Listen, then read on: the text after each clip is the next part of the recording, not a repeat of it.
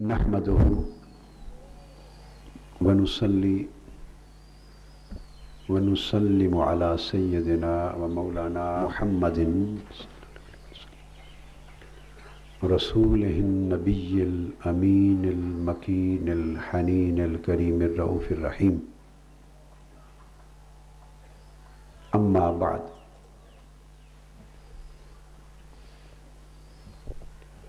فأعوذ بالله من الشيطان الرجيم. بسم الله الرحمن الرحيم. براءة من الله ورسوله إلى الذين عاهدتم من المشركين.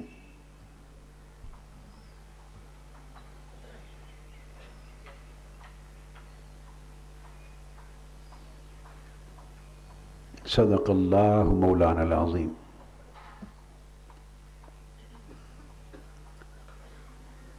معزز معتکفین و معتکفات اور خواتین و حضرات، اللہ رب العزت کا شکر ہے جس کی توفیق سے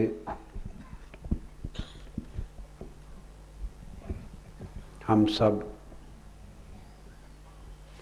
ماہ رمضان المبارک کے آخری عشرہ میں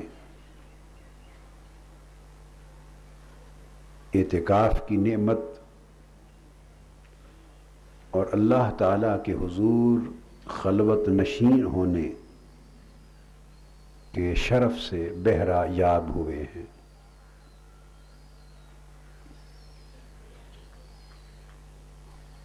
اور آپ سب خواتین اور حضرات مبارکباد کے مستحق ہیں اور اللہ جل مجدہ کی بارگاہ سے برکات اور انعامات کے مستحق ہیں کہ دور دراز سے اطراف و اکناف سے چل کر آپ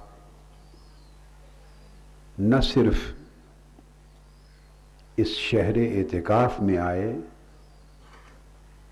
بلکہ شہر تہذیب و تزکیہ میں آئے.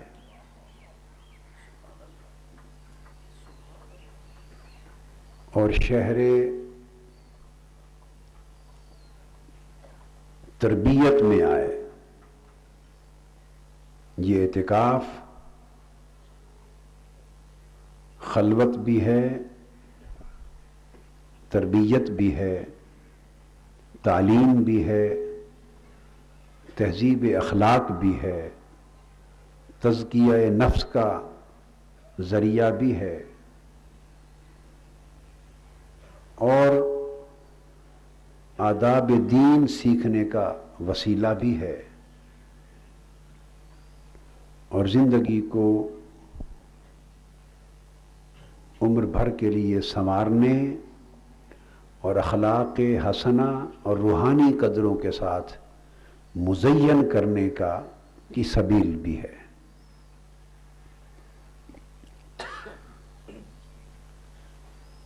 آج الحمدللہ تعالی توفیق ایزدی کے ساتھ پہلا درس ہے بعد نماز ظہر، درس قرآن. اور میں نے طے کیا ہے کہ اس وقت کو جو 3:30 بجے تک ہوگا انشاءاللہ تعالی کوشش کروں گا، اگر اللہ پاک کا اذن اور امر ایسے ہوا تو کوشش کروں گا کہ اس وقت کو بھی 2 حصوں میں تقسیم کروں. زیادہ وقت درس قرآن پر صرف ہو اور آخر میں کچھ وقت ہر روز درس حدیث پر صرف. اس وقت میں 2 درس ہوا کریں گے انشاءاللہ تعالی، درس قرآن اور درس حدیث.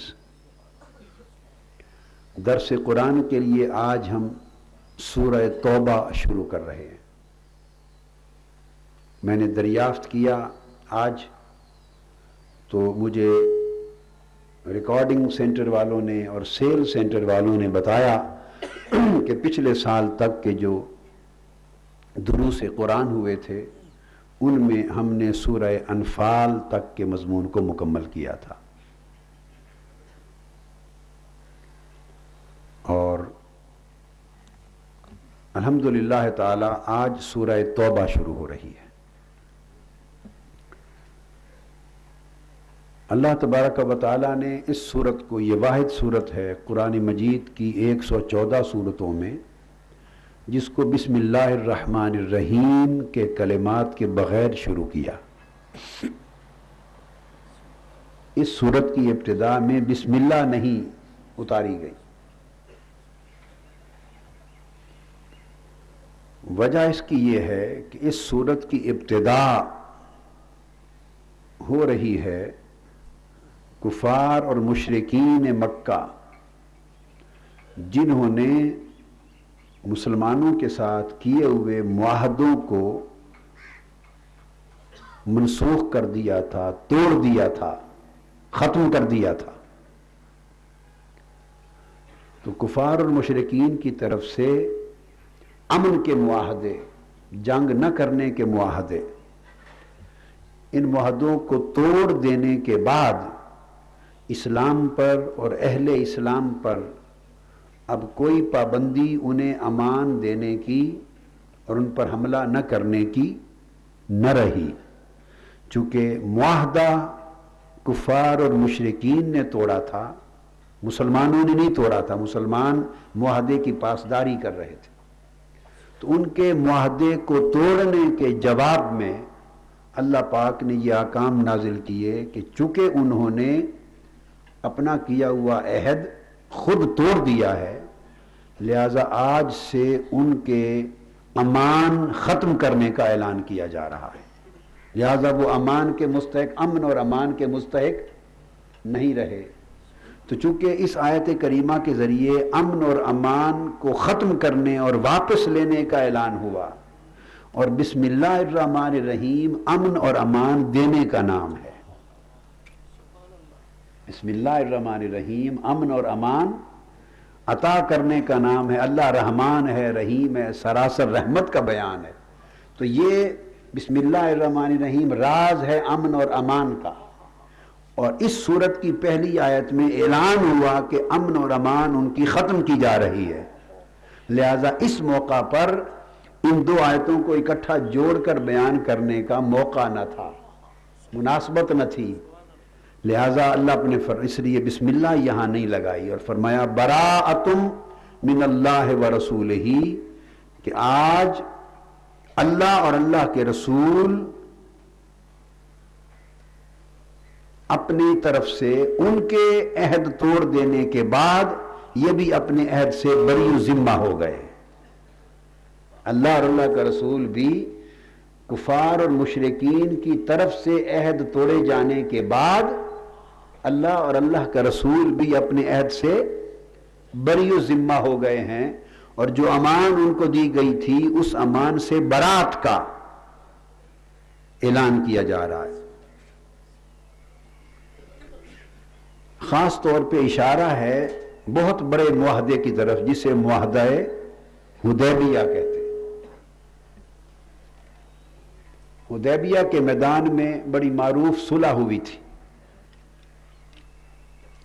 اور صلح نامہ لکھا گیا تھا، اور 10 سال کے لیے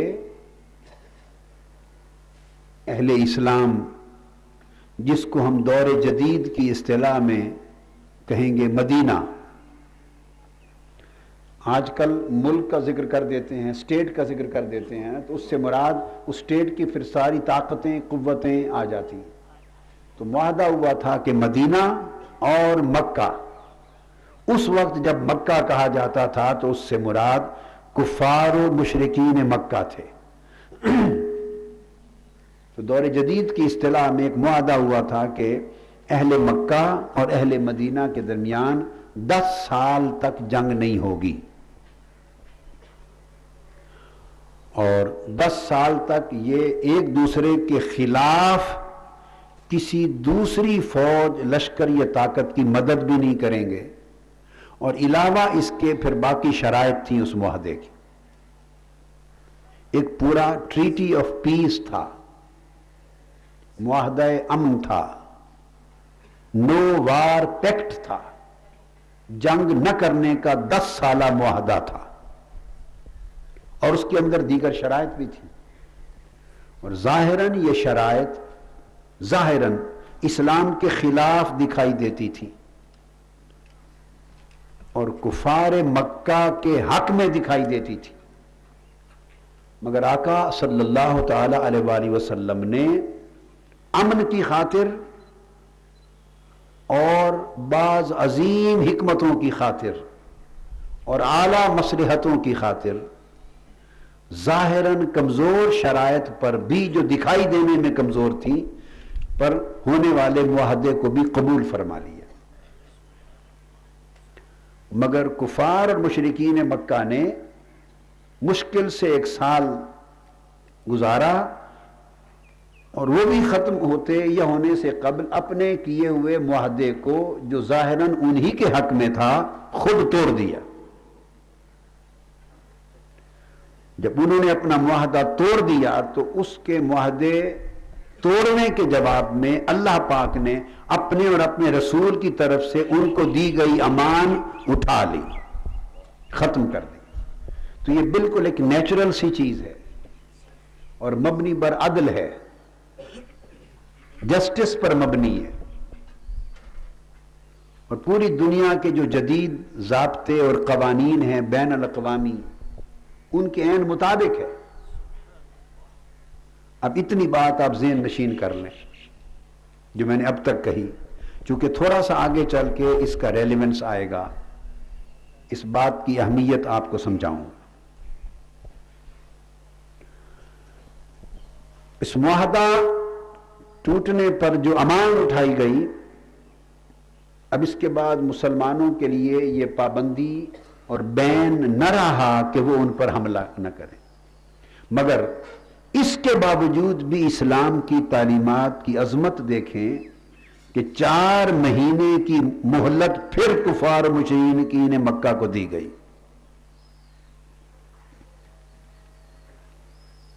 4 مہینے تک پھر گھوم پھر لو، اس کے بعد چونکہ تم نے جنگ نہ کرنے کا معاہدہ خود ختم کر دیا ہے، سو اس کے بعد جنگ کا سامنا ہوگا۔ تو 4 مہینے کی مہلت اس لیے دی گئی، آگے قرآن مجید میں اگلی آیت میں آ رہا ہے فَإِن تُبْتُمْ فَهُوَ خَيْرٌ لَكُمْ أَنَّ اللَّهَ بَرِيءٌ مِّنَ الْمُشْرِكِينَ وَرَسُولُهُ، کہ اللہ اور اس کے رسول اب مشرکوں سے جنہوں نے روگردانی کی ہے ان سے الگ ہو گئے، بری ہو گئے، اور پھر مہلت اس لیے دی، فرمایا اگر تم توبہ کر لو تو پھر بھی یہ موقع توبہ کا ہے، تمہارے لیے بہتر ہوگا۔ گویا امان کے پلٹ آنے کا پھر امکان ہے کہ ہم پھر امان دے دیں تم کو۔ یہاں سے یہ بات معلوم ہوتی ہے کہ اسلام اور آپ مسلمان ہیں، ان کے کردار کا بنیادی حصہ ہے کہ جو معاہدہ کریں اس کو پورا کریں۔ اب آپ کی عملی زندگی کے لیے تربیت کی بات سمجھا رہا ہوں، جو عہد کریں اسے پورا کریں، اور عہد مسلمان کی طرف سے نہیں ٹوٹنا چاہیے، حتیٰ کہ روز مرہ کی زندگی میں چھوٹے چھوٹے معاملات میں بھی کوئی وعدہ کریں تو پورا کریں۔ یا ایھا الذین آمنوا اوفوا بالعقود، جو وعدہ کرو ایمان والو اس کو پورا کیا کرو۔ یہی انفرادی کردار ہے زندگی میں ایمان کا، اور یہی قومی سطح پر اجتماعی کردار ہے مسلمان کا۔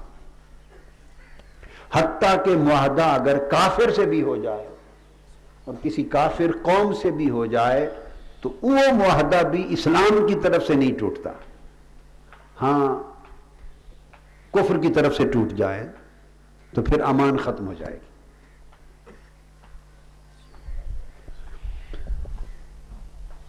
اور پھر اس میں آگے آیت نمبر 4 میں ارشاد فرمایا اِلَّا الَّذِينَ عَاهَدتُّم مِّنَ الْمُشْرِكِينَ ثُمَّ لَمْ يَنْقُصُوكُمْ شَيْئًا وَلَمْ يُظَاهِرُوا عَلَيْكُمْ أَحَدًا فَأَتِمُّوا إِلَيْهِمْ عَهْدَهُمْ إِلَى مُدَّتِهِمْ ان اللہ یحب المتقین.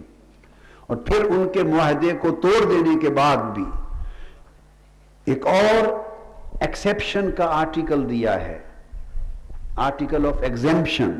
ایک آرٹیکل آف ایگزیمپشن دیا ہے کہ 4 مہینے کی مدت ہے, توبہ کر لو تو اٹھائی ہوئی امان تمہیں واپس دے دی جائے گی. آرٹیکل آف ایگزیمپشن ہے.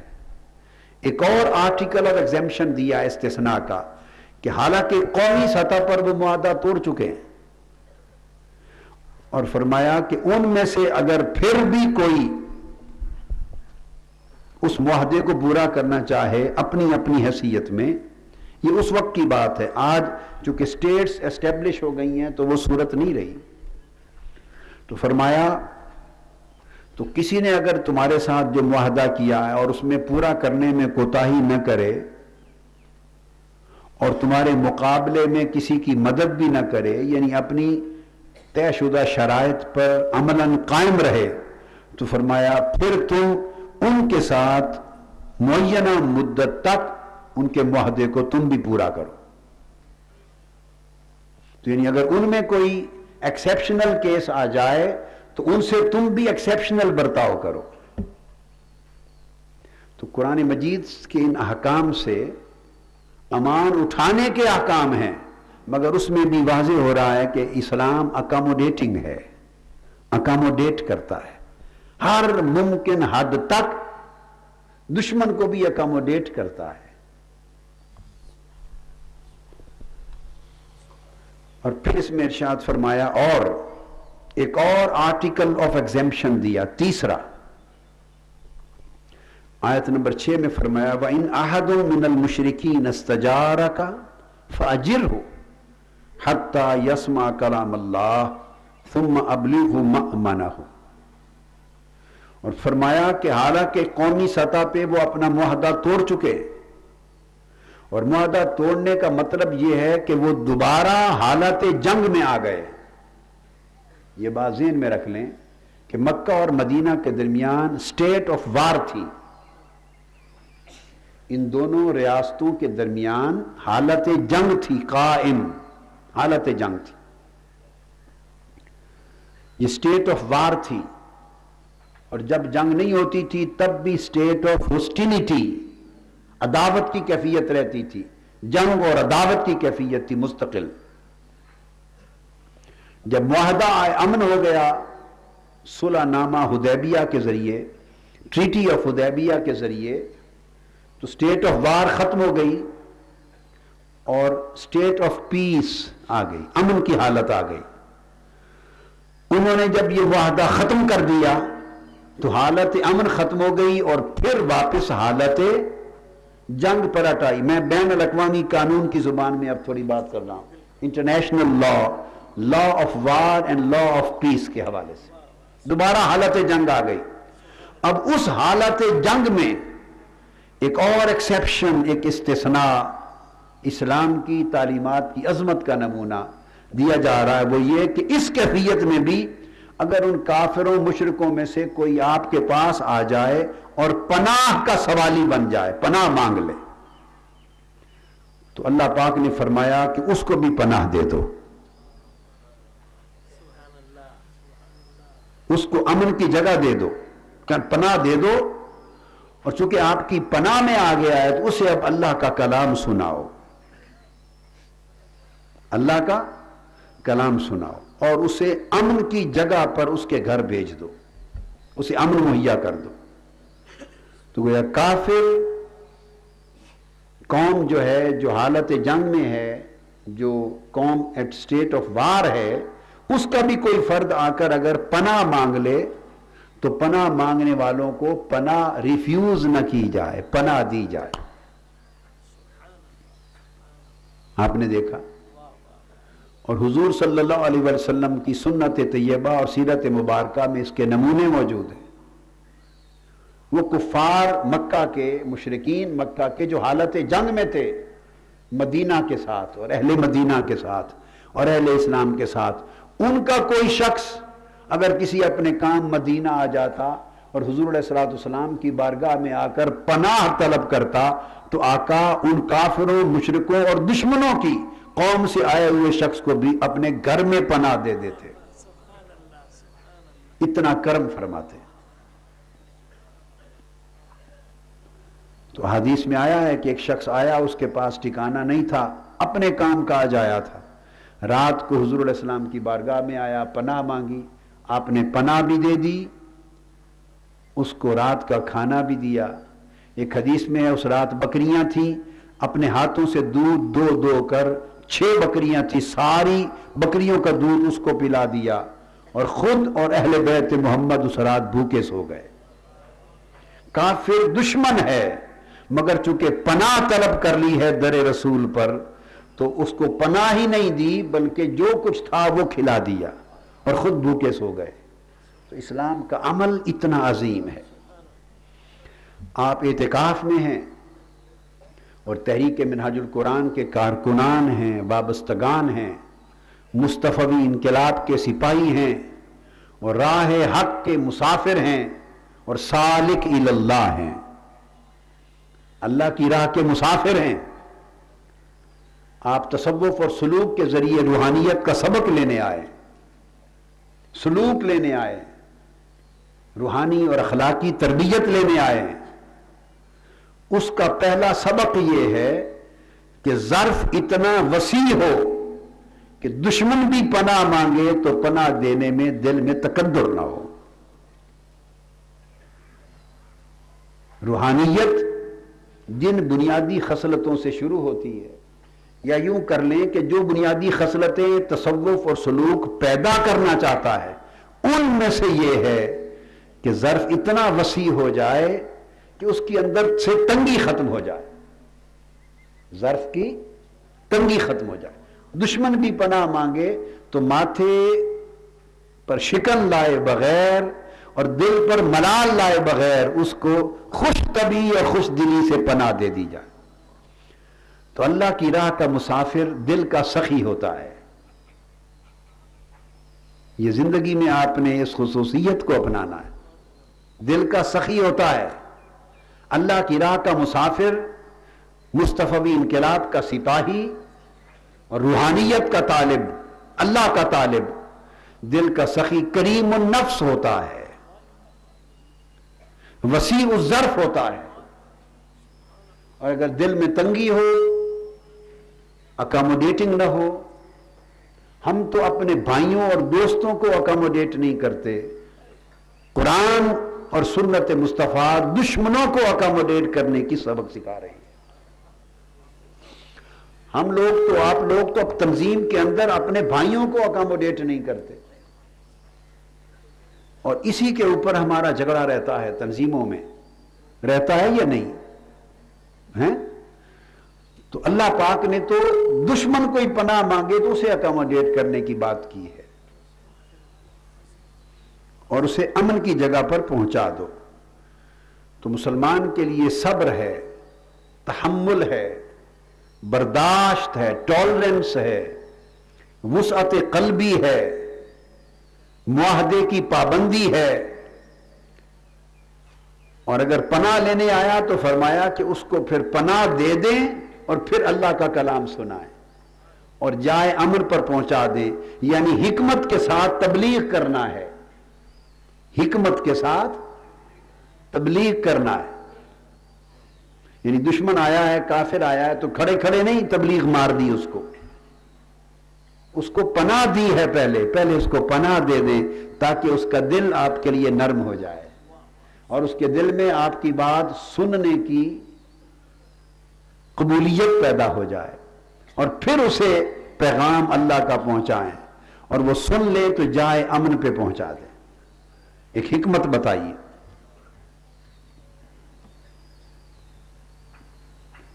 اب ایفائے عہد کے بارے میں تلقین اور نصیحت کرنے کے بعد اب میں نے جو شروع میں آپ کو باتیں کی کہ یہ جو امان اٹھا لی گئی اس کا پس منظر کیا تھا، تو میں نے کہا تھا کہ آگے چل کے اس کا ریلیونس آئے گا۔ وہ ریلیونس یہ ہے کہ جو اسلام پر اعتراض کرنے والے ہیں، مغربی دنیا کے معترضین، मुखालिफीन इस्लाम और जो लोग इस्लाम की तालीमात को न पढ़ते हैं, न सुनते हैं, न समझते हैं, सो वो जानते नहीं, इस्लाम की आला अमन, आश्ती, मोहब्बत और वुसअत और बर्दाश्त पर मबनी तालीमात को नहीं जानते। और दुश्मनान इस्लाम इस्लाम को और आलम इस्लाम को बदनाम करने के लिए प्रोपेगेंडा करते रहते हैं, छापते रहते हैं और पूरी दुनिया में इस अमर की झूठी तशहीर करते रहते हैं कि माज़अल्लाह आगे आयतें आ रही हैं ना, इस मुकाम पर आगे वो आयतें आई हैं जहां जिक्र है किताल का, जंग का, जंग और किताल का आगे जिक्र आ रहा है आयतों में। आयत नंबर 12 में है, आयत नंबर 13 में है, आयत नंबर 14 में है। तो आगे फिर किताल और जंग का जिक्र है कि जो अइम्मत अल कुफ्र हैं, जो सरगने हैं कुफ्र के और उनके सरदार हैं, उनको लड़ो मारो। इस तरह आगे फिर अहकाम आए।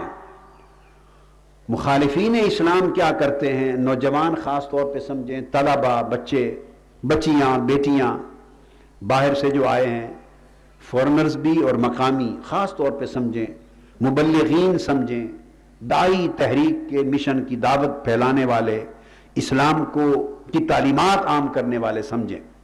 मुखालिफीन इन आयतों का और इस तरह और सूरतों में भी ऐसी आयतें आई हवाला देकर ताना ये देते हैं कि देखिए इस्लाम के अंदर तो माज़अल्लाह ये है कि काफिरों को मार दो, कत्ल कर दो, इस्लाम तो काफिर कौम को बर्दाश्त नहीं करता। इन आयतों का हवाला देते हैं, उनके सरगनों को मारो, जहां मिले उनको कत्ल कर दो, उनको अजाब दो, सख्त सजा दो। इन आयतों को मुख्तलिफ जगहों से इकट्ठा करके पढ़कर इस्लाम के ऊपर ताना देते हैं, तनकीद करते हैं कि देखो माज़अल्लाह इस्लाम तो ये है, बर्बरियत है, दहशत फैला रहा है, बर्बरियत फैला रहा है, कत्ल गारत गरी फैला रहा है, दुश्मन को, मुखालिफ को, काफिर को मार रहा है मुसलसल, टॉलरेंस नहीं है। इस तरह का एक हवा क्रिएट कर देते।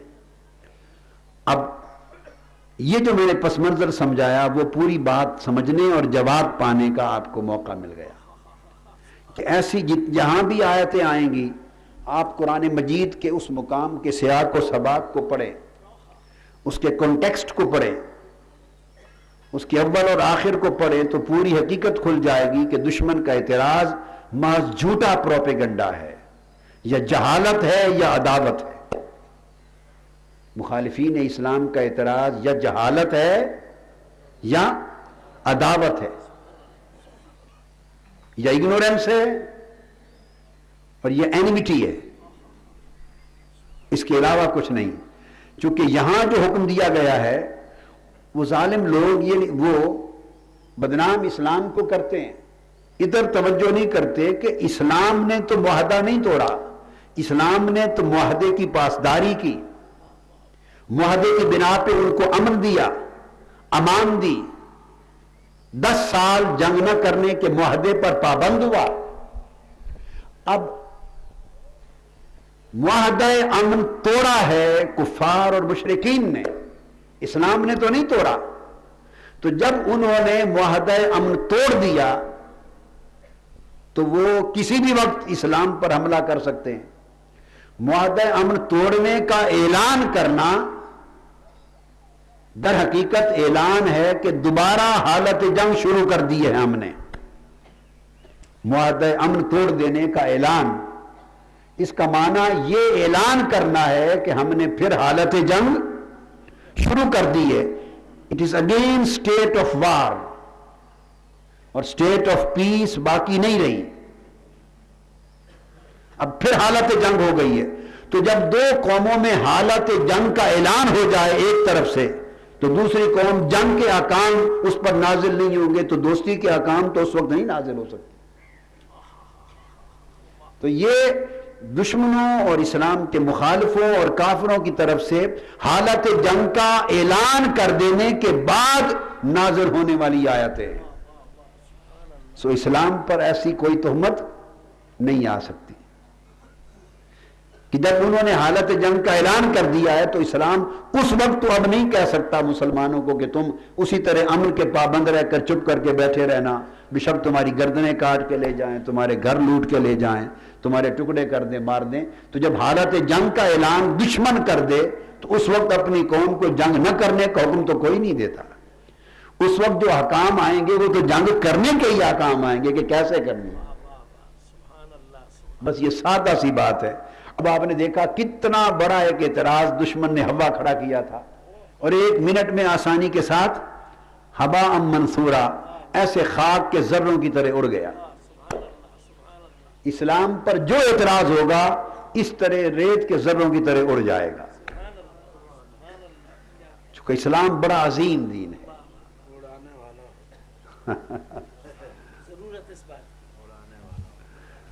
بشرطے کہ ہم سمجھیں۔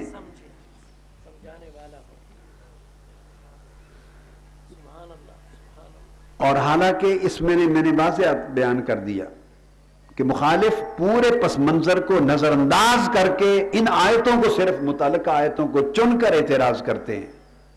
اور یہ بات ہمیشہ ذہن نشین رکھے کہ جب ٹریٹی آف پیس کے ذریعے، معاہدہ حدیبیہ کے ذریعے حالت جنگ ختم ہو گئی اور حالت امن شروع ہو گئی، تو پھر اس معاہدے کو بھی اسلام نے اس شکل میں قبول کیا کہ حدیبیہ کا معاہدہ سن 6 ہجری میں ہوا۔ کب؟ اور جو 6 سال پچھلے گزرے تھے، اس بات کو بھی میں شامل کرنا چاہتا ہوں تاکہ آپ کو تصور اور کلیئر ہو۔ 6 سالوں میں جتنی جنگیں ہوئی تھیں مکہ اور مدینہ کے درمیان، یعنی کفر اور اسلام کے درمیان، پورے 6 سالوں میں ہجرت کے بعد جتنی جنگیں ہوئی تھیں، ایک جنگ بھی مکہ کے بارڈر پہ نہیں ہوئی تھی، سب جنگیں مدینہ کے بارڈر پر ہوئی تھی۔ آپ کی سمجھ میں آ گئی بات؟ 6 سالوں کی ساری جنگیں تاریخ اٹھا کے دیکھیں، بارڈر آف مدینہ پہ ہوئی۔ یا غزوہ احزاب، خندق کھود کر مسلمان اپنے آپ کو حملے سے بچاتے تھے، اور وہ مدینے کی سرحدوں پر داخل ہو کر حملہ کر رہے تھے کفار مکہ۔ اور غزوہ خندق کس کو معلوم نہیں ہے؟ ٹرینچ جو خندق بنائی گئی تھی، کھودی گئی تھی مدینہ شہر کے اوپر، چاروں طرف فصیل والی جگہ پر، وہاں تک آ کر وہ حملہ کر رہے تھے، اور حضور علیہ الصلوۃ والسلام صحابہ کرام کے ہمراہ ڈیفینسو ہو کر اپنے شہر کو بچا رہے تھے۔ تو اسلام ڈیفینسو تھا۔ یا 2 میل کے فاصلے پر بدر کے میدان میں کفار حملہ کر رہے تھے اور مسلمان اپنا ڈیفینس کر رہے تھے غزوہ احد میں۔ یا پہلی جنگ کفار مکہ، مشرکین مکہ مدینہ پر حملہ کرنے کے لیے آ رہے تھے، خبر ملی تو حضور علیہ السلام نے فرمایا بجائے اس کے کہ وہ شہر میں داخل ہو کر حملہ کریں، ہم ڈیفینس کریں، اور باہر نکل کے ان کو روک دیں۔ تو باہر نکلے اور باہر نکل کے کفار اور مشرکین مکہ کے حملے کو روکا، اور اس میدان میں جو بدر کہلاتا ہے، غزوہ بدر ہوا۔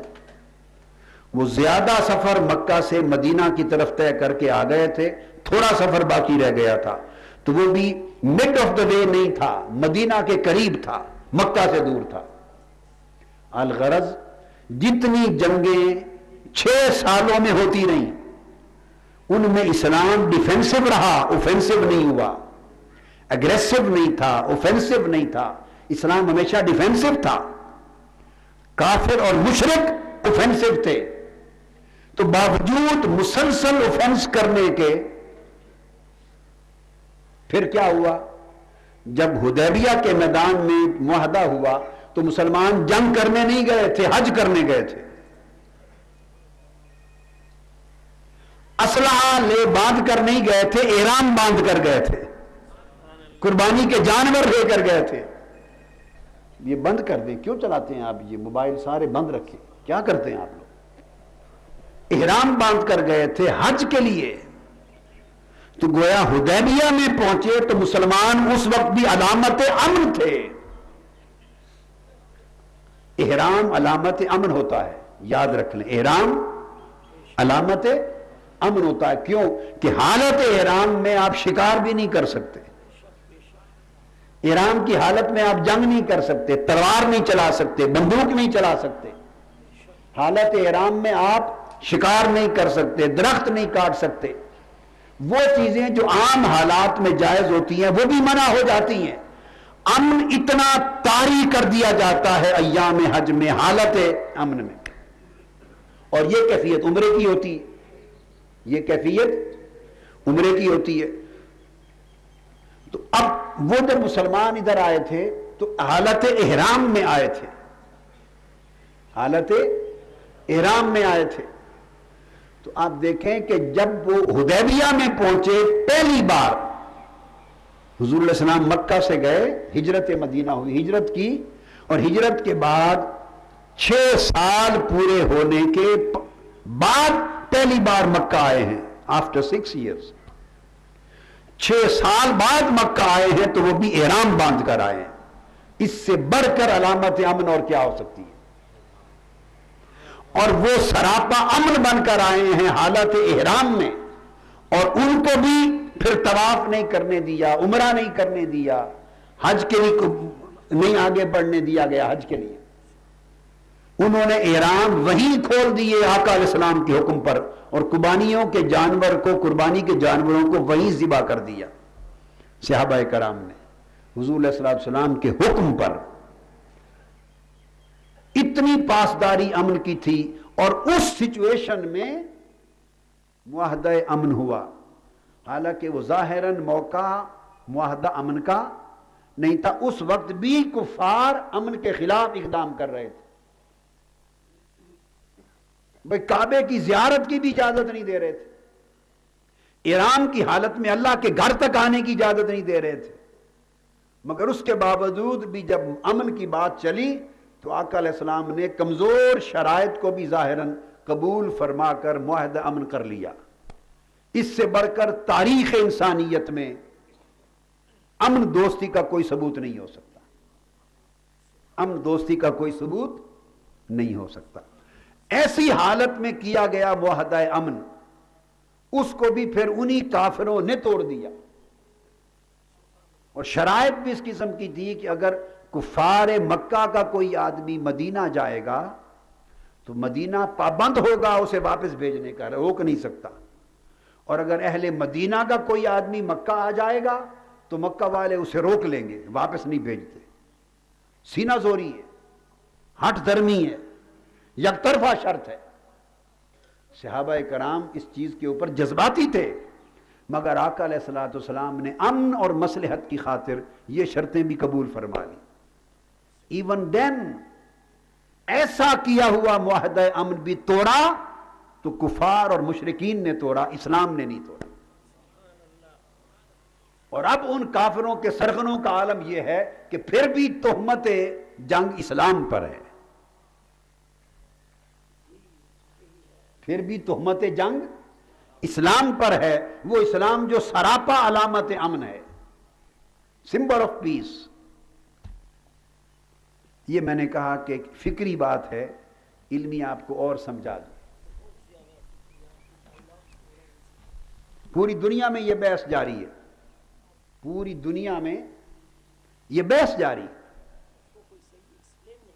تو اس تصور کو کر دیں۔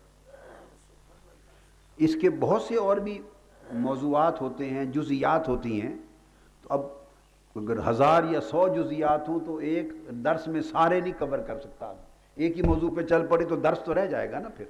تو میں نے ایک بیسک آئیڈیا آپ کو دے دیا، بقایا جتنے بھی اس کے ساتھ ملحقات ہوں گے، جزئیات ہوں گے، اس کو تاریخی تناظر میں، پس منظر میں دیکھیں گے تو جواب خود بخود ملتا چلا جائے گا۔ اور اسلام کی افواج جہاں بھی گئی ہیں وہ وہاں کی مظلوم رعایا کی کال پر گئی ہیں، بس یہ بات سمجھیں، ظلم مٹانے کے لیے گئی ہیں، مظلوم رعایا نے کال کی ہے تو مظلوم انسانیت کے لیے گئی ہیں، اور جب مظلوم رعایا کال کرتی ہے تو جو افواج پہنچتی ہیں اس کو کہتے ہیں حقوق انسانی کی بحالی کے لیے گئی ہیں۔ مسلمانوں کی فوجیں دنیا میں تاریخ میں جہاں گئی ہیں انسانی حقوق کی بحالی کے لیے گئی ہیں۔ اسلام کی ساری جنگیں 1300 سال میں جہاں دوسری زمین پر جا کر ہوئی وہ انسانی حقوق کی بحالی کے لیے ہوئی۔ بس میرا ایک جملہ، اس میں آپ ہزارہا ایونٹس کو لے لیں، ہر چیز کی تفسیر ہو جائے گی۔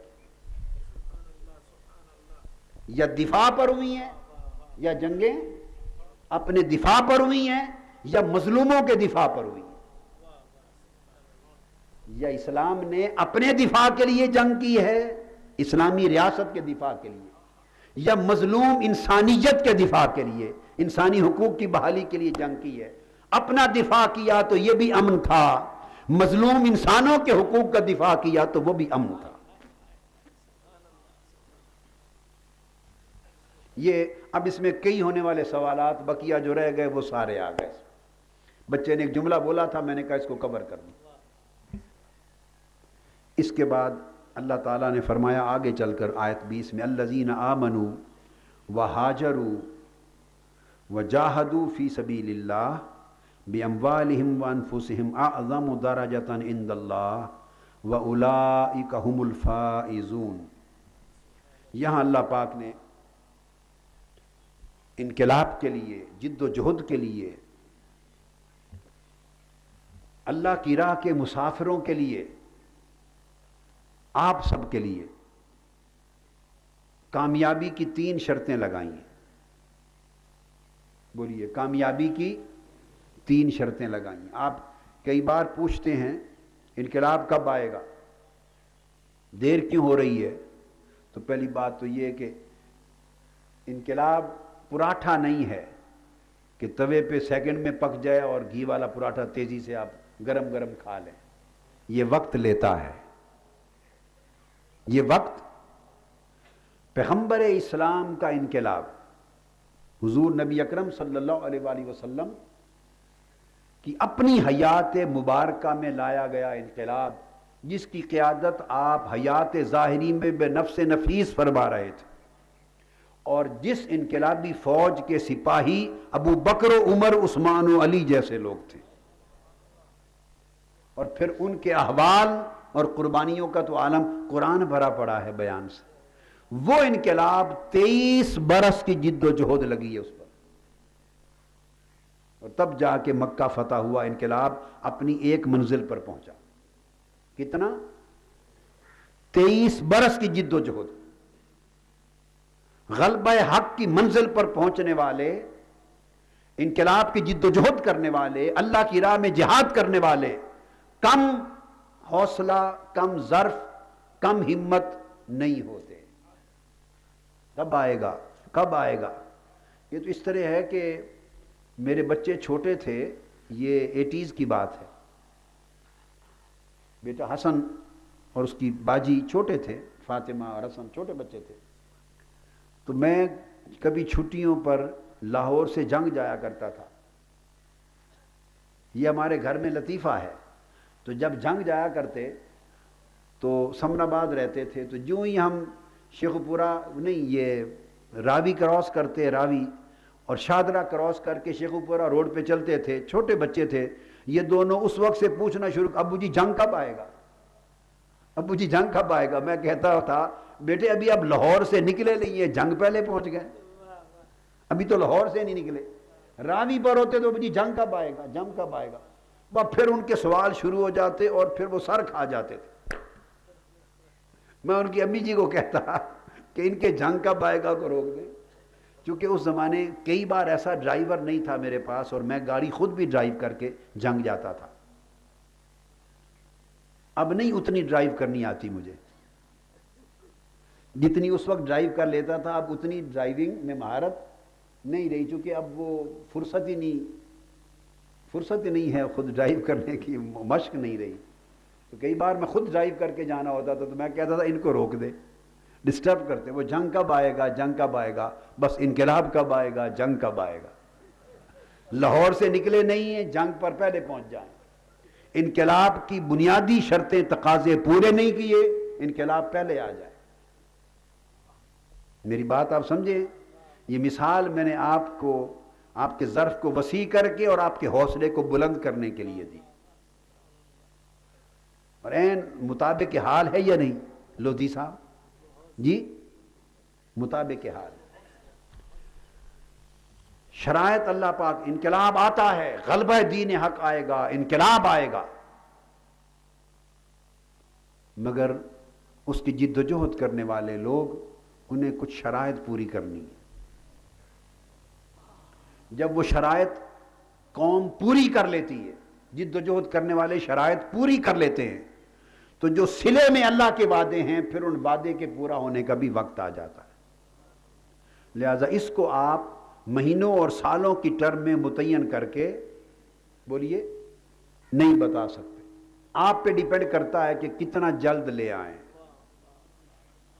آپ پہ ڈیپینڈ کرتا ہے کتنا جلد لے آئیں۔ جتنا گڑ ڈال دیں گے اتنا میٹھا ہو جائے گا، شرطیں جتنی کمال طریقے سے پوری کر دیں گے انقلاب اتنا قریب آ جائے گا، اور جتنے آپ کی زندگیوں میں تساہل اور غفلت اور کمزوریاں ہوں گی انقلاب اتنا دور ہو جائے گا۔ تو یہ ایک ریلیٹیو میٹر ہے کہ کب آئے گا۔ اللہ پاک نے فرمایا اس آیت میں اس کا جواب ہے، الذین آمنوا، پہلی شرط کہ ایمان لے آؤ۔ آؤ ہم سب اپنے گریبانوں میں جھانک کر عدل سے، انصاف سے، ایمانداری سے سوچیں، تجزیہ کریں کہ کیا ہم نے ایمان لائے اور ایمان لانے کے حقوق ادا کیے ہیں۔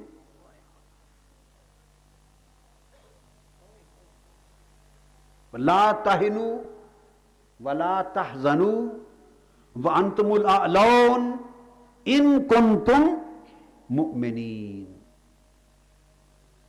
اللہ پاک نے یہی آیت کریمہ ہے نا جس میں وعدہ کیا ہے، تو اس کو مشروط وعدہ کیا ہے، انکنڈیشنل وعدہ نہیں ہے۔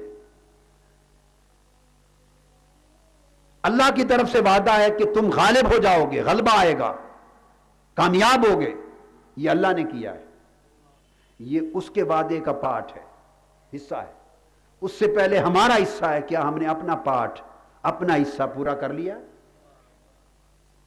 اللہ نے فرمایا کہ تم غالب ہوگے، نہ غم کرو نہ پست ہمت بنو، تمہیں غلبہ ملے گا۔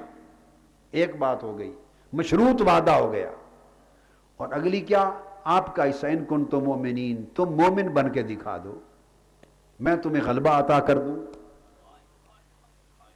تم مومن بن کے دکھا دو، میں تمہیں غلبہ عطا کر دوں گا۔ تو اس کے لیے تین بنیادی شرطیں بیان کی، فرمایا کہ ایمان لانا، وہاجروا، اور اس کے بعد اگلی شرط جو ابھی تک پوری نہیں کی آپ نے، جب سے تحریک کی جد و جہد شروع ہوئی ہے آج کے دن تک اگلی شرط پوری، پہلی شرط نقص کے ساتھ پوری کی، ایمان لانے کی شرط ناقص طریقے سے ٹوٹی پھوٹی پوری کی، ناقص طریقے سے کچھ کی، کاملاً نہیں۔ دوسری شرط وہاجروا فرمایا، اور ہجرت کرو، گھر بار چھوڑ دو۔ کتنوں نے گھر چھوڑ دیے؟ بولیے کتنوں نے چھوڑ دیے؟ بولیے جی، نہیں چھوڑے۔ تو پھر اگلی بات پوچھنے کا حق پہنچتا ہے۔ اللہ پاک نے تین چیزیں مقرر فرما دی، ایمان لاؤ، جو ایمان لائے اور جنہوں نے ہجرت کر لی، گھر چھوڑ دیے۔ اب ہجرت کی شکلیں، ہجرت کی شکلیں، ایک بنیادی ہجرت کیا ہے؟ اپنے برے غفلت کے کردار سے، نافرمانی کے کردار سے، فسق اور فجور کے کردار سے، گناہ کے کردار سے، ناپسندیدہ کردار سے ہجرت کر دی۔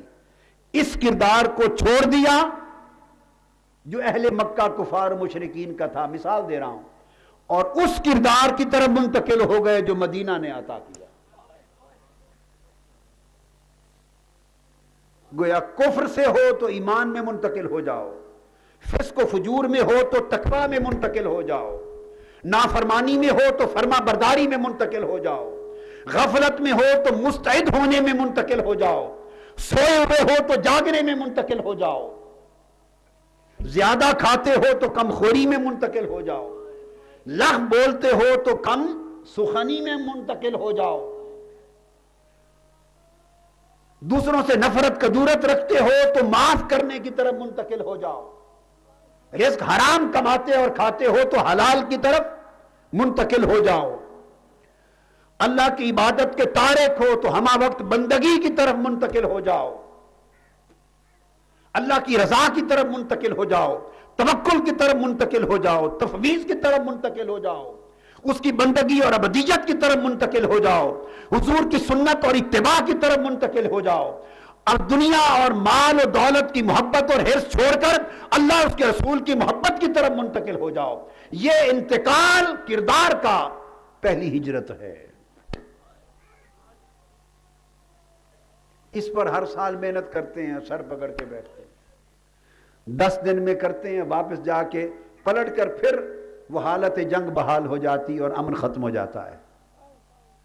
10 دن کی محنت سے قلب و باطن کو کچھ امن ملتا ہے، اللہ اور اللہ کے رسول کی بارگاہ کے ساتھ ایک معاہدہ ہوتا ہے، آپ کی روح کو امان ملتی ہے، قلب اور باطن حالت امن میں آتا ہے۔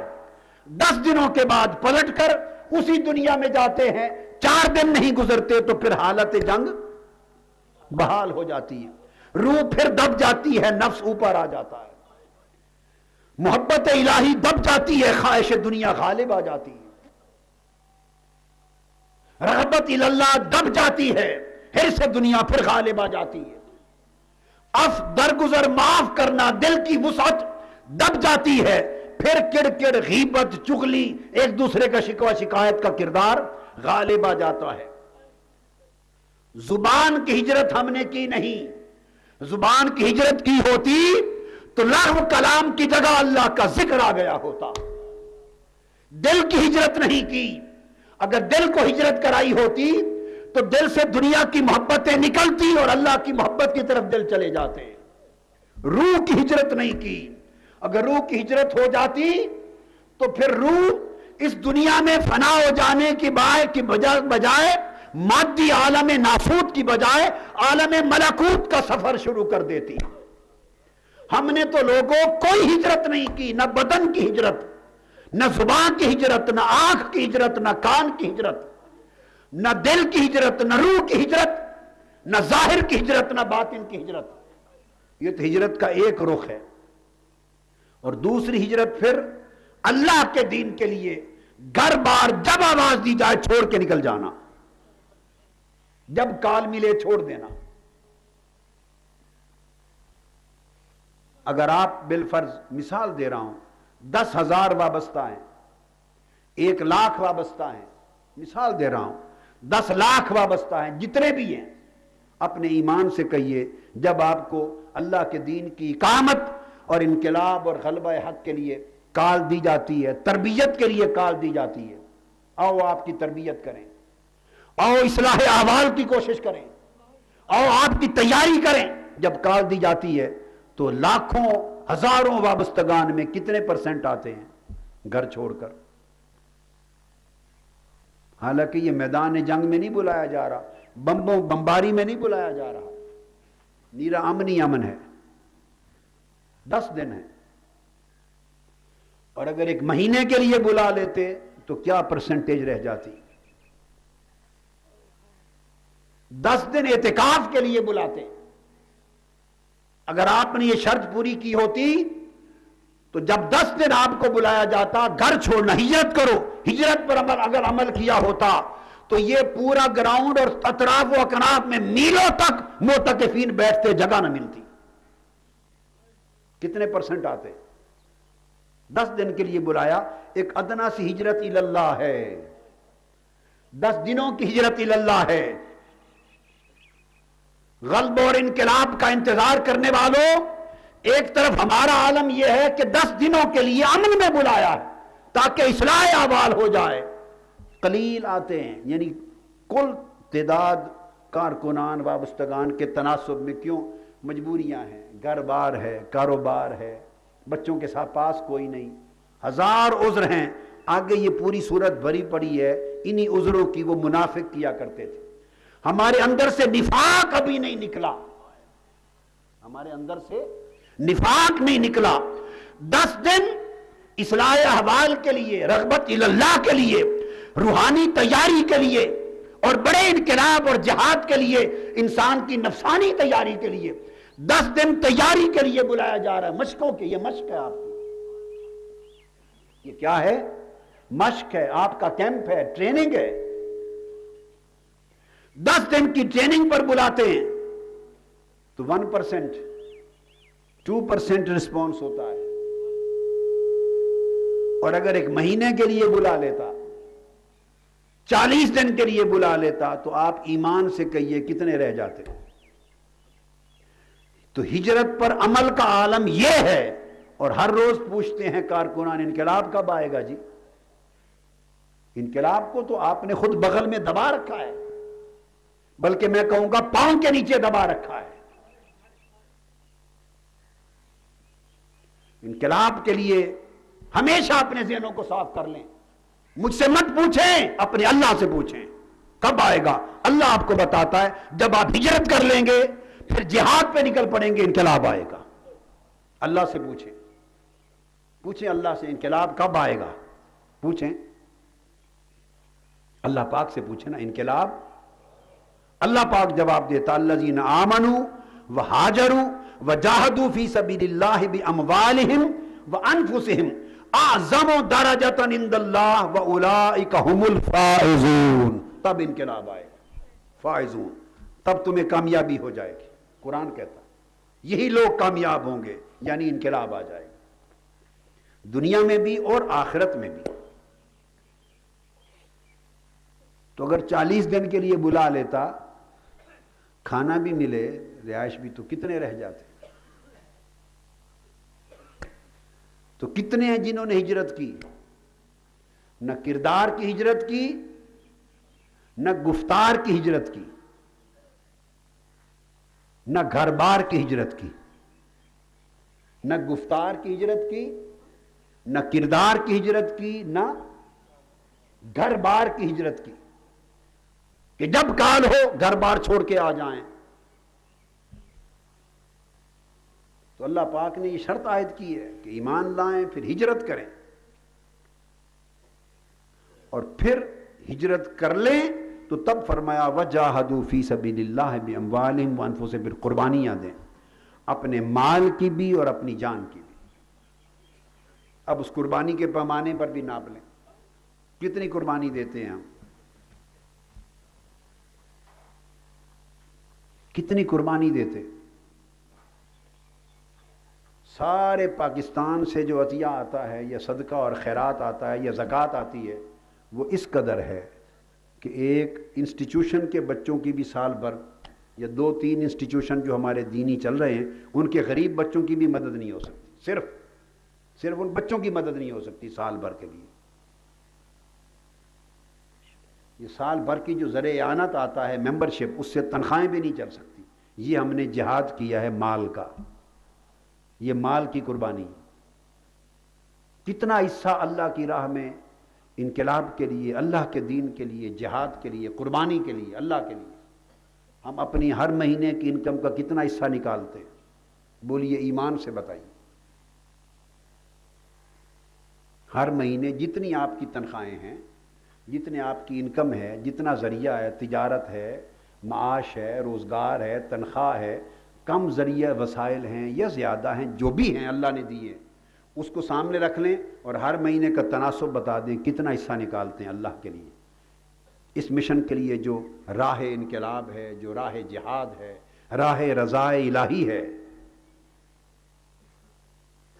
तो ये फैसला खुद कर लें आप में से। मैंने आज आपको पैमाना दे दिया है, किसी से गुफ्तगू न करें, बस अपने गिरबान में झांक कर पाजा सुराग़े ज़िंदगी, अपने मन में डूब कर पाजा सुराग़े ज़िंदगी। यही फ़िक्र है, दावत फ़िक्र है जो मैं आज दे रहा हूँ दर्स की शक्ल में आपको। इसी फ़िक्र को बेदार करना है। खुद अपने मन में डूब कर खुद सोच लें। आपको तो पता है कि कितना खर्च करते हैं अल्लाह के लिए और कितना घर की ज़रूरियात के लिए खर्च होता है। मैं ये नहीं कहता कि बराबर कर दें, ये नहीं कहता सारा कर दें, ये भी नहीं कहता बराबर कर दें, ये भी नहीं कह रहा तिहाई कर दें, ये भी नहीं कह रहा 10वां हिस्सा कर दें।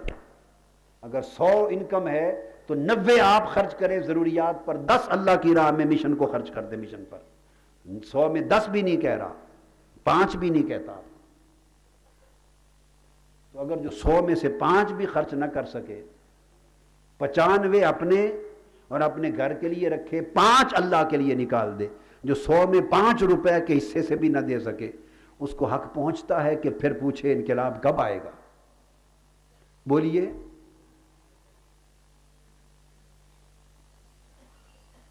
یہ فیصلہ آپ میں سے ہر شخص نے، ہم نے خود کرنا ہے کہ کب آئے گا. اللہ پاک نے ایک پیمانہ عطا فرما دیا، ایک پیمانہ.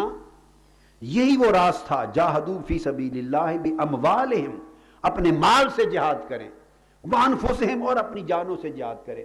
یہی وہ راز تھا کہ جب آقا علیہ السلام اعلان فرماتے کہ اللہ کے دین کو مال کی ضرورت ہے، تو سیدنا صدیق اکبر رضی اللہ تعالیٰ عنہ نے تن کے کپڑے تک اتار کے پیش کر دیے تھے، اور گھر کے لیے کچھ بچا کے نہیں رکھا تھا. اور آقا علیہ السلام نے پوچھا، ما ابقیت لأہلک یا ابا بکر، ابو بکر حالت جو دیکھی نا، جو چادریں سی کے پہنی ہوئی تھی، حالت دیکھی، اس وجہ سے ان سے پوچھا، کسی اور سے نہیں پوچھا. فرمایا ابو بکر گھر والوں کے لیے کیا چھوڑ آئے ہو؟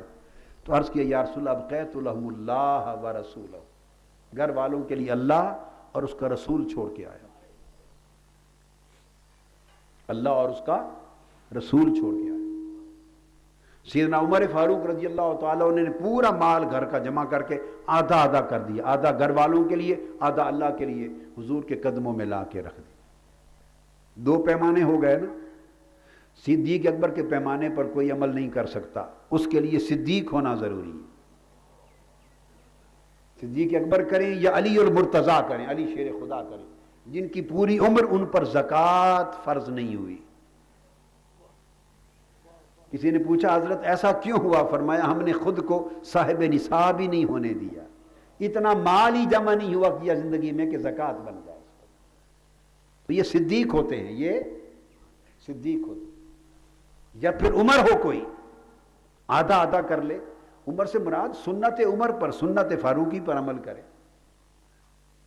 یا پھر دیگر صحابہ کی سنت پر عمل کر لے. 3 پیمانے بن گئے. دیگر صحابہ میں نصف سے کم، جہاں تک بھی جا کے آپ اپنے آپ کو ایڈجسٹ کر سکیں، کچھ کریں. ویلی نہ بو کچھ کر دی رو، کچھ تو دیتے رہے. میں نے آپ کو 5% پہ لا کے روک دیا. اگر 100 میں 5 روپے بھی نہیں نکال سکتے تو اس سے زیادہ میں پھر کچھ نہیں کہہ سکتا.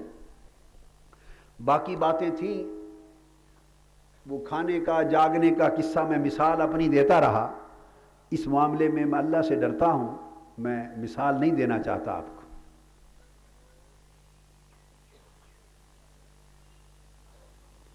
کیوں یہ ایسی چیز ہے کہ اس عمل کو پردے کے پیچھے رہنا چاہیے، کوئی دوسری آنکھ نہ دیکھے بس. تو میں اس اجر کو نہیں ضائع کرنا چاہتا، اور آپ کو بھی یہی نصیحت کرتا ہوں. اگر مجھے اس عمل کی اجازت ہوتی تو میں آپ کو یہ بھی بتاتا. اور میرا خیال ہے کہ میں کہہ نہیں سکتا کہ آپ سن کر کیا بیتتا آپ پر.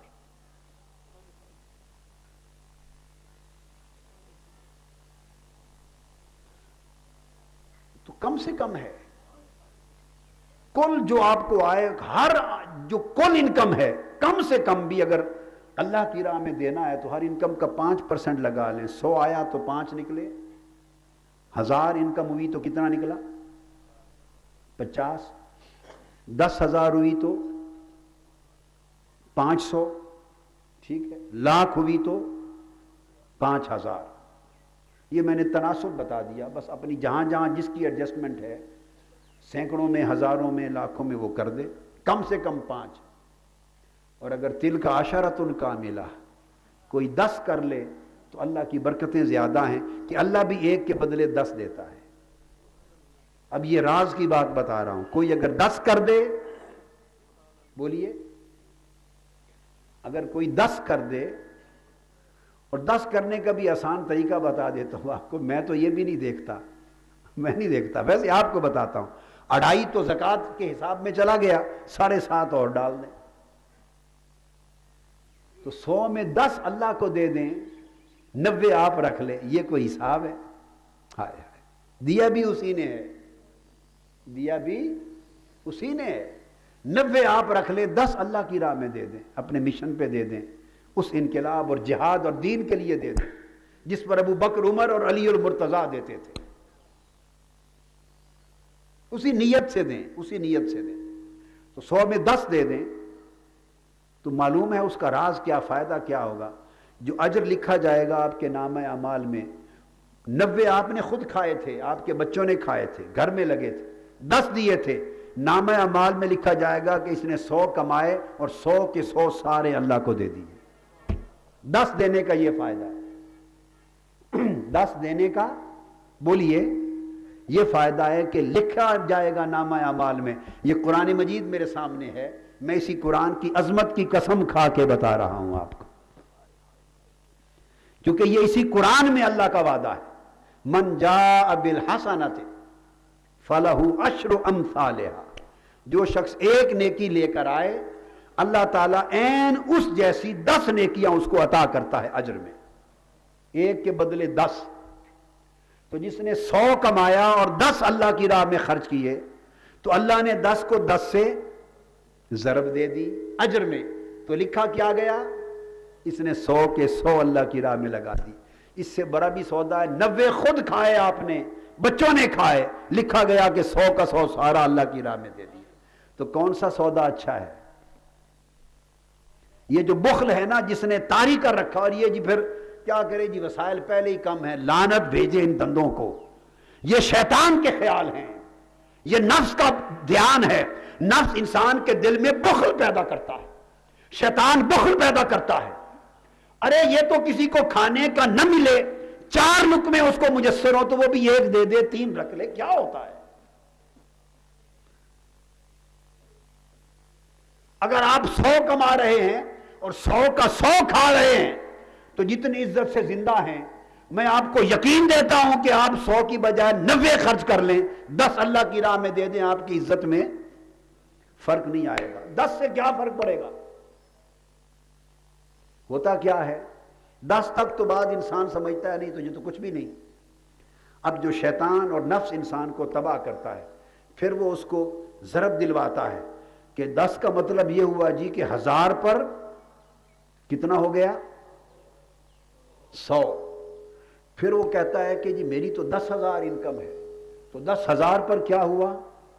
1000. پھر انسان سوچنے لگتا ہے کہ اچھا 10,000 میں 1000 اکٹھا نکل گیا، پورا 1000 نکل گیا.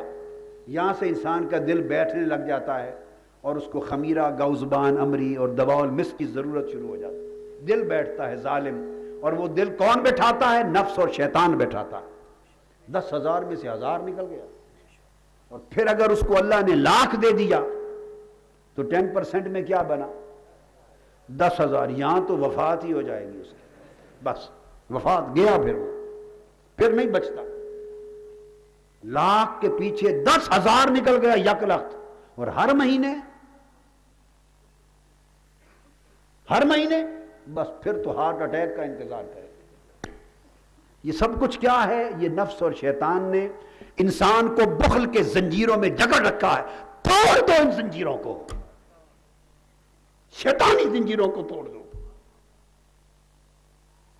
یہ جو زنجیر نفس اور شیطان کے آپ کو ضرورت دکھاتے ہیں، وہ ضرورت نہیں ہوتی، اس کے پیچھے ہرس ہوتا ہے اور بخل ہوتا ہے. نظارہ بناتے ہیں ضرورت کا، حاجت مندی کا، پہلے ہی خرچے پورے نہیں ہوتے جی، مہنگائی بہت ہے. یہ سارے دھندے جو آپ کو دکھائی دیتے ہیں، یہ سارے نفس اور شیطان کے بنے ہوئے جال ہیں تاکہ انسان بخل میں رہے، کنجوسی میں رہے، اور ان کو توڑ کر سخی نہ بن جائے، خدا کی راہ میں خرچ کرنے والا نہ بن جائے.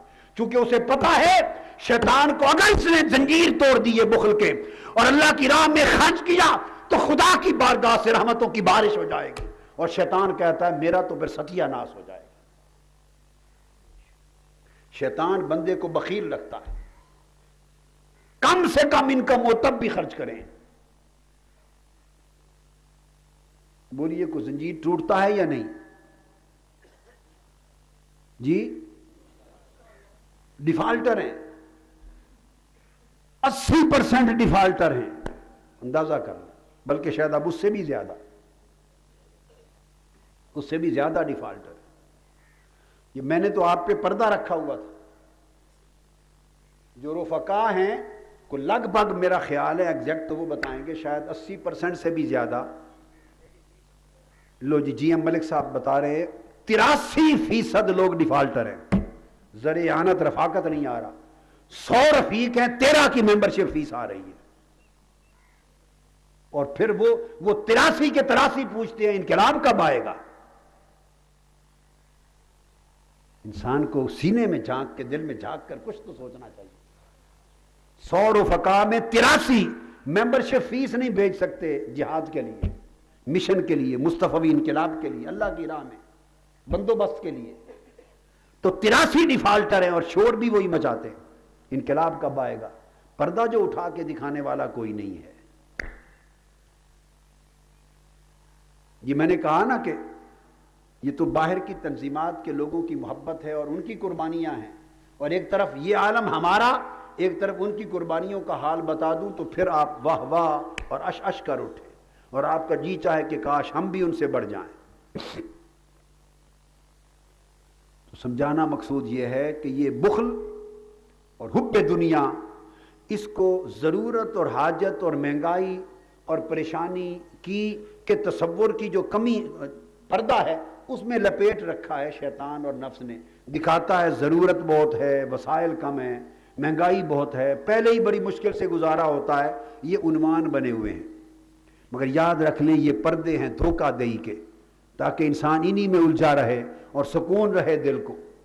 اصل اس کے پیچھے بخل ہے, حب دنیا ہے, نفس کی تنگی ہے, اور اللہ کی راہ میں محبت کی کمی ہے, اللہ کی راہ میں خرچ کرنے کی کمی. لہذا آج اس درس کا لب لباب یہ ہوا کہ آج اس بخل کے زنجیروں کو توڑ دیں. بولیے بخل کے زنجیروں کو. تو یہ ہے مال سے جہاد کرنا اور پھر جان سے جہاد کرنا.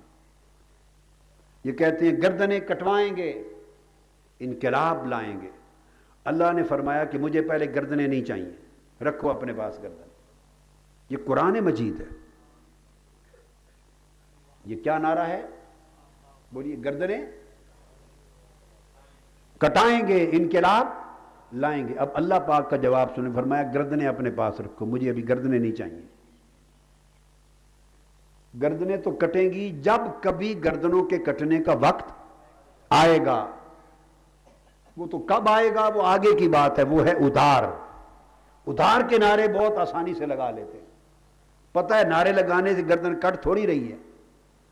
ایک کے گریبان کو کسی نے پکڑا ہوا تلوار ہاتھ میں, وہ کہیں ہون دس بھائی گردنیں کٹائیں گے, کہتے ہیں میں تو ایویں ہی کر رہا تھا, ذرا جوش پیدا کرنے واسطے. ایک جلوس تھا, میں نے قیادت کی, 20-25 آدمی اریسٹ ہو گئے, 25-20 آدمی اریسٹ ہو گئے. ہمارے ان میں ایک انقلاب کی شاعری کرنے والے بھی تھے, کلام جو لوگوں کو جوش دلا رہے تھے, شاعر تھے, پہلے بار زندگی میں, ان پر بھی پرچہ ہوا, وہ بھی اریسٹ ہو گئے. بعد میں اندر جو 20-25 آدمی جب جیل میں گئے تو اکٹھے ہو کے ان کو کہتے تھے کہ جی ہمیں کیا, ہم تو بس شاعری کرتے تھے اور یہ جوش دلایا اور چلتے بنے, کیا پتا کہ گلے پڑ جائے گی قید, یہ قید گلے پڑ جائے گی, ہم شاعروں کو کیا لینا قیدوں سے, ہم تو بس جوش دلاتے تھے. آپ سمجھ گئے نا. تو اللہ پاک نے فرمایا گردنیں کٹائیں گے, ادھار ہے, ادھار کو ایک طرف رکھو, پہلے نقد کی بات کرو. یہ قرآن ہے. گردنیں کٹیں گی, یہ ادھار ہے, جب وقت آئے گا کٹے گی, دیکھیں گے کس کو نصیب ہوتا ہے. اس وقت نقد کی بات کرو, نو نقد نہ تیرا ادھار. تو نقد کیا ہے؟ فرمایا جاہدوا فی سبیل اللہ باموالہم وانفسہم. پہلے مال سے جہاد کرو, پہلے مال لٹائیں گے, یہ نعرہ لگاؤ, کریں بات. اللہ کہتا ہے پہلے کہو مال لٹائیں گے, پھر کہو گردنیں کٹائیں گے. اگر مال نہیں لٹا سکتے تو اللہ کہتا ہے پھر سمجھ گئے ہم گردنیں کیا کٹانی ہیں. جو مال نہیں لٹا سکتا, مال زیادہ پیارا ہے یا گردن؟ ایمان سے کہیے, مال پیارا زیادہ ہے یا جان؟ بات کرنے کے لیے آسان ہوتا ہے, نعرے کی بہت بار ہوتی ہے, حقیقت کی بات کریں. مال زیادہ پیارا ہے یا جان؟ لاکھ مال انسان جان کے لیے ہی تو قربان کرتا ہے, ساری زندگی کماتا ہے, آپریشن پہ سارا مال قربان کر دیتا ہے. علاج پر کر دیتا ہے، اس کینسر ہو جاتا ہے، اللہ نہ کرے کسی کو، زندگی بھر کی پونجی اس کینسر کے علاج پہ لٹا دیتا ہے، کیوں؟ کہ جان بچ جائے۔ تو مال جان کے بچانے پر قربان کرتا ہے، مال جان کے بچانے پر قربان کرتا ہے، تو کیا پیارا ہوا، مال یا جان؟ جان۔ تو فرمایا تو مال کم پیارا ہے، جان زیادہ پیاری ہے، تو پہلے تو پھر ثبوت پیش کریں نا کہ واقعی گردنیں کٹوا سکتے ہیں کہ نہیں، پہلے مال لٹائیں۔ تو قرآن مجید نے ہر جگہ یہی ترتیب بیان کی، کوئی تو حکمت تھی اس کی، حکمت یہ تھی کہ نقد ثبوت پیش کریں کہ آپ اپنے نعرے میں سچے ہیں یا نہیں، اگر سچے ہیں تو اپنے مال سے جہاد کریں، مال قربان کریں، مال لٹائیں۔ اور جب مال لٹانے کے وقت ہیلے آ جائیں جی، وہ دل تو بڑا کرتا ہے، لیکن اتنی بچوں کی جی فیسیں ہیں، اتنے بل ہیں، اتنا گاڑی پیٹرول کا خرچہ، مکان کا کرایہ بھی ہے، کچن کا بھی خرچہ ہے، تو کر آ کے جی وہ پہلے خرچے پورے نہیں ہوتے، ہر مہینے ادھار چڑھ جاتا ہے، چلو سارا چھٹی۔ جب یہ عذر بن گئے مال لٹانے پر، جب گردن کٹانے کی بات آئے گی، اس سے 10 گنا زیادہ اس کے عذر پہ نکل آئیں گے۔ تو اللہ پاک نے ادھار رکھا ہی نہیں ہے، اللہ پاک نے فرمایا گردن کی بات بعد میں ہوگی، وانفسہم کی بات بعد میں ہوگی، پہلے اموالہم کی بات کرو، تازہ نقد کی بات کرو کہ جو مال ہے کم ہے تو اس حساب سے کم دے دو، زیادہ ہے تو زیادہ دے دو۔ اور پھر آگے ایک جگہ قرآن مجید نے یہاں تک فرما دیا، ایک شخص جو نہیں دیتا تھا اللہ کو، اللہ کی راہ میں نہیں لٹاتا تھا، کہتا بڑی محنت سے بنایا ہے تو ابھی ہے ہی کچھ نہیں، کیا دوں؟ تو اللہ پاک نے فرمایا پھر رات کو ہم نے عذاب بھیجا، اس کا سارا باغ جلا دیا، سارا مال تباہ کر دیا۔ صبح ہاتھ ملتا تھا، پوچھا اب بتاؤ تمہارے مال سے تمہیں کیا ملے گا؟ اسی کا دیا ہوا مال ہے، جب چاہے لے لے بسم کر دے، وہ دے کر اپنے مال میں سے پوچھتا ہے میری راہ میں دے دو، اس کا کرم ہے، اس کا احسان ہے۔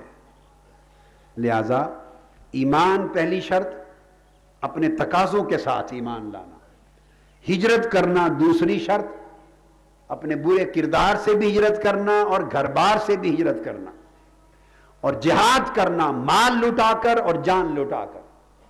فرمایا 3 شرطیں اگر پوری کر دو تو اعظم درجۃ عند اللہ، تو اللہ کی بارگاہ سے بڑا درجہ ملے گا۔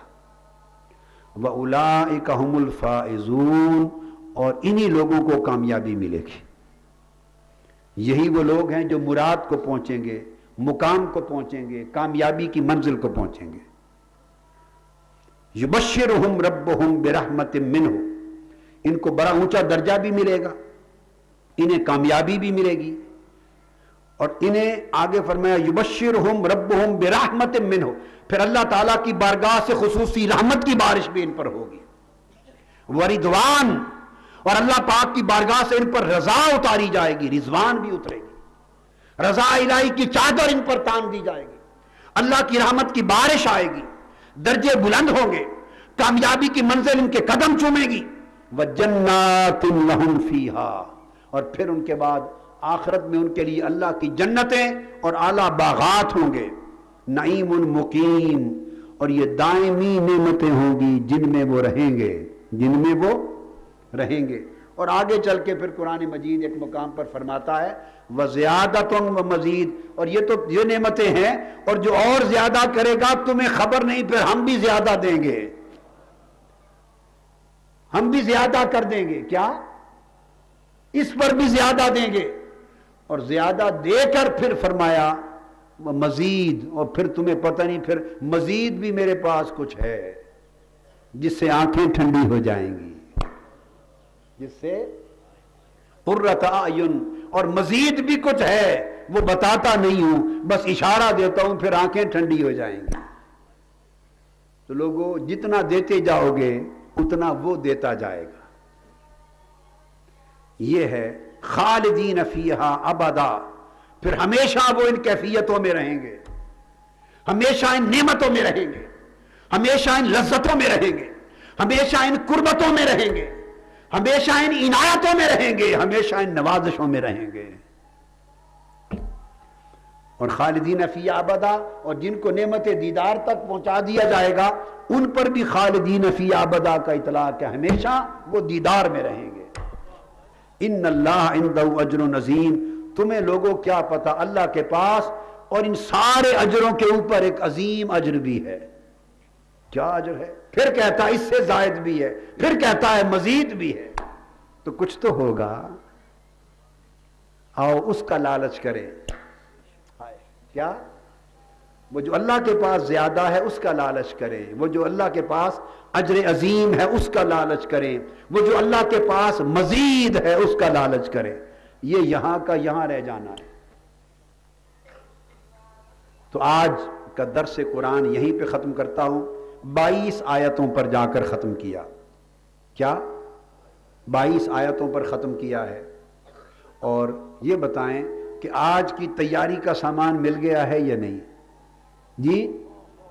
اور پھر آج سے تیاری شروع ہوگی جو بتائی۔ تیاری 3 چیزوں پہ کرنی ہے، ایمان پر، اونچا بولیں، خواتین بھی بولیں اپنی جگہ اور مرد بھی، ایمان پر، جملہ حقوق اور تقاضوں کے ساتھ، اور دوسری ہجرت پر۔ ہجرت اللہ کے دین کے لیے، اللہ رسول کے لیے، کردار سے ہجرت بھی ہے۔ کیا کردار کی ہجرت؟ بولیے۔ اور گھر بار کی ہجرت، جب بلایا جائے دین کے لیے آ جائیں، تیاری کے لیے آ جائیں۔ تو دوسری ہجرت، تیسرا جہاد۔ کیا؟ برائے انقلاب جہاد۔ تو پہلے جہاد بالمال، پھر جہاد بالانفس، پہلے مال لٹا کر اور پھر جان لٹا کر۔ بس یہ 3 چیزیں بتا دی، یہ تیاری ہے۔ تو آج اس کی تیاری کا اگر عزم ہو جائے اور دل کھل جائیں اور بخل کی زنجیریں جنہوں نے جکڑ رکھا ہے اگر آج ٹوٹ جائیں تو اولئک هم الفائزون، آپ کامیاب ہو گئے، آپ کامیاب ہو گئے۔ اور وہ جو وظیفہ دیا ہے وہ شروع ہو گیا، شروع ہو گیا ہے، الحمدللہ، اللہ مبارک کرے۔ اور پھر اس کے ساتھ اور برکتیں ہو جائیں گی، پھر آقا کی کچہری نصیب ہوگی، ادھر بھی دیدار ہوں گے، ادھر بھی دیدار ہوں گے۔ تم گھر بار چھوڑو، کیا؟ مال و بار چھوڑو، اور پھر اللہ اور اس کے محبوب کے دیدار کی کچہریوں میں جاؤ۔ درس حدیث کے لیے 3 کتابیں ہوا کریں گی۔ آج یہ حدیث سنا رہا ہوں درس حدیث میں، ریاض الصالحین میں سے۔ کون سی کتاب؟ ریاض الصالحین، حدیث پاک کی کتاب ہے، امام نووی رحمۃ اللہ علیہ۔ کن کی؟ امام نووی، عظیم محدث اور حدیث کے امام ہیں۔ لوگ تو انہیں صرف محدث ہی جانتے ہیں، لوگ انہیں صرف محدث ہی جانتے ہیں، اور بہت سے اہل علم کو خبر نہیں کہ بہت بڑے صاحب کرامات باہرہ ولی بھی تھے۔ بادشاہ وقت کو ان سے چڑ ہو گئی، لوگوں نے بھڑکا دیا کہ یہ تمہارا تختہ الٹ دے گا، اس کی قبولیت بڑی بڑھ رہی ہے۔ تو بادشاہ نے اپنے دربار میں طلب کر لیا، اور کوئی گرج مرج دکھائی، آپ کو سزا دینا چاہتا تھا۔ اب آپ کا معاون کوئی تھا نہیں۔ جب بادشاہ سزا دینے کے لیے اپنی قوتوں کو للکار کر آگے اس نے بڑھنا چاہا، تو امام نووی دربار میں کھڑے تھے۔ تو دربار میں جو کارپٹ بچھا ہوا تھا، قالین، اس پر شیر بنے ہوئے تھے۔ جو قالین بچھا ہوا تھا بادشاہ کے دربار میں، اس پر شیروں کی تصاویر تھی، تصویریں تھیں۔ جب دیکھا کہ بادشاہ اپنے لشکر کے ساتھ حملہ آور، سزا دینے کے لیے حملہ آور ہونے کو تیار ہے، تو آپ نے زور سے کھڑے ہوئے اپنا پاؤں زمین پر مارا، اس قالین پر پاؤں مارا، وہ جتنی تصویریں تھیں شیر بن کے کھڑے ہو گئے،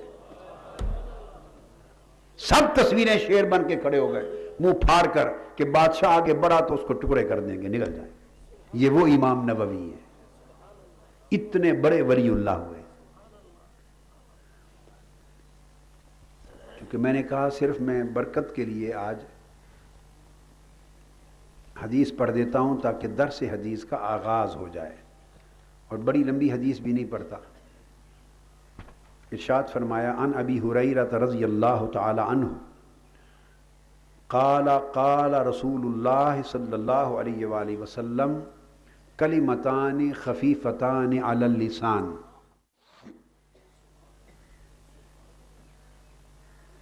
ثقیلتان فی المیزان हबीबतान इलर रहमान सुबहान अल्लाह व बिहम्दिही सुबहान अल्लाहिल अज़ीम। फरमाया दो कलमे ऐसे हैं जो जुबान पर जब पढ़े तो बड़े हल्के हैं, मुख्तसर से हैं, पढ़े तो जुबान पर बड़े खफीफ हैं, हल्के मुख्तसर से हैं। सकीलतान फिल मीज़ान, मगर क़यामत के दिन जब आपके नामा अमाल के मीज़ान में रखे जाएंगे तो उनका वजन बड़ा भारी होगा, अजर में बड़े भारी होंगे, तराजू का पलड़ा तब्दील कर देंगे। और हबीबतान इलर रहमान, हर एक के लिए मेरे आका ने बात की, हर एक के लिए, जाकिरों के लिए बात की कि जुबान पर खफीफ हैं, अजर के तालिबों के लिए बात की, क्या अजर और सवाब के तालिबों के लिए बात की कि अपने अजर में बड़े सकील हैं, आपका तराजू नीचे कर देंगे, पूरी सिचुएशन चेंज कर देंगे नामा अमाल की क़यामत के दिन। और आशिकों के लिए बात की, हाय हाय हाय, जाकिरों के लिए बात की कि जिक्र में बड़े आसान हैं जाकिरों के लिए। अब ये शरह है, ये शारहीन की शरह नहीं है, मुफ्ती साहब बैठे हैं, ये शारहीन की शरह नहीं है, बस ये बस ऐसे है। बस जाकिरों के लिए बात की कि जुबान पर जिक्र इनका बड़ा आसान है, खफीफतान। जाहिदों और आबिदों के लिए, जाहिदों के लिए बात की कि अजर इनका बहुत ज्यादा है, और आशिकों के लिए बात की, उनको अजर नहीं दिखाया, उनको कहा हबीबतान इलर रहमान, अल्लाह को बड़े प्यारे हैं। हाय हाय हाय हाय हाय, हर एक की बोली बोली है मेरे आका ने, हर एक की बोली बोली। जाकिरों को उनकी बोली में बताया कि इसका जिक्र बड़ा आसान है, कर लिया करो। जाहिदों को बताया इसका अजर बहुत ज्यादा है, किया करो। और आशिकों को बताया इन कलिमात से अल्लाह को बड़ा प्यार है, इनको पढ़ा करो, ये उसको प्यारे लगते हैं। हाय, अल्लाह के प्यार की तरफ ध्यान करा दिया, अल्लाह के प्यार की तरफ ध्यान करा दिया। किसी का ध्यान जिक्र की तरफ करा दिया, किसी का ध्यान अजर की तरफ करा दिया, किसी का ध्यान महबूब की तरफ करा दिया। महबूब को बड़े प्यारे हैं, बस सिर्फ इसलिए पढ़ा करो। अब मैं आपको हमेशा ये ध्यान दिलाता हूं, बाकी बताता हूं, ध्यान नहीं दिलाता। बाकी बातें बताता हूं मगर ध्यान उनका नहीं दिलाता, ध्यान इसका दिलाता हूं इसलिए पढ़ा करो कि महबूब को प्यारे हैं, बस महबूब को इनसे प्यार है। क्या मतलब? पढ़ा करो वो राजी हो जाएगा, पढ़ा करो वो खुश होगा। तो लोगों अपने अमल की सिमत मुतय्यन कर लें। और वो कलिमात कौन से हैं? फरमाया सुबहान अल्लाह व बिहम्दिही सुबहान अल्लाहिल अज़ीम। पढ़ लीजिए मेरे साथ, सुबहान अल्लाह व बिहम्दिही सुबहान अल्लाहिल अज़ीम। मुत्तफ़क़ अलैह, ये हदीस सही बुखारी में भी है और सही मुस्लिम में है। अल्फाज उनके अपने अपने होते हैं। वमा अलैना इल्लल बलाग।